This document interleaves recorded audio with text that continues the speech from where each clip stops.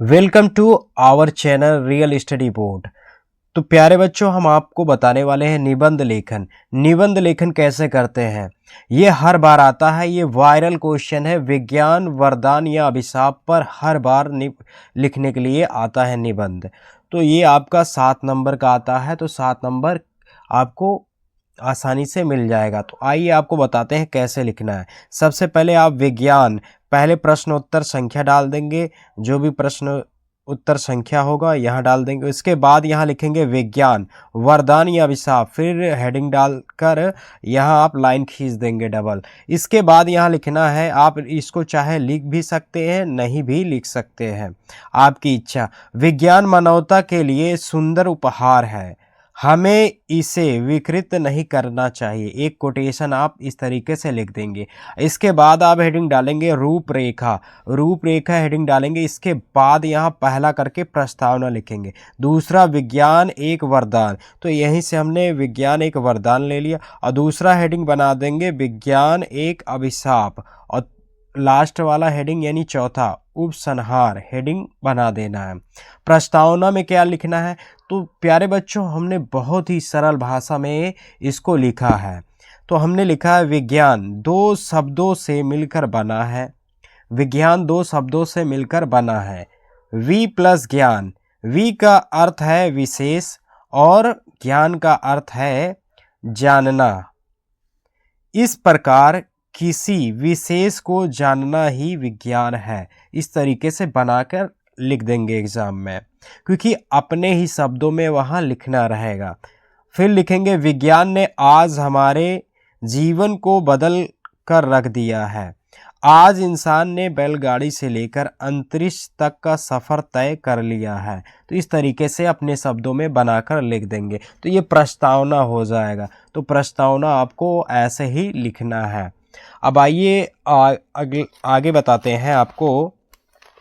फिर दूसरी हेडिंग बनाना है। पहली हेडिंग हो गई प्रस्तावना, प्रस्तावना हमने कर लिया। दूसरी हेडिंग क्या है, विज्ञान एक वरदान। तो यहाँ लिखेंगे विज्ञान एक वरदान, हेडिंग डालेंगे। इसके बाद यहाँ लिखेंगे विज्ञान मानव जीवन के लिए एक वरदान स्वरूप है, क्योंकि विज्ञान ने वह दिखाया है जो कि हम कल्पना भी नहीं कर सकते हैं। तो इस तरीके से बनाकर लिखना है कि विज्ञान मानव जीवन के लिए एक वरदान स्वरूप है, क्योंकि विज्ञान ने वह दिखाया है जो कि हम कल्पना भी नहीं कर सकते हैं, जैसे परिवहन, चिकित्सा, संचार, शिक्षा, मनोरंजन आदि क्षेत्रों ने लोगों को वरदान स्वरूप यंत्र दिया है। तो इस तरीके से अपने शब्दों में ही बनाकर लिख देना है, जिससे आपको 7 नंबर आसानी से मिल जाए। ये हर साल आता है दोस्तों। इस बार बोर्ड परीक्षा 2026 में पूरी संभावनाएं हैं कि यही क्वेश्चन आएगा आपको निबंध में लिखने के लिए। विज्ञान वरदान या अभिशाप पर लिखने के लिए आएगा। तो आप आसानी से लिख लेंगे बताए गए तरीके से। आइए अब अगला देखते हैं इसका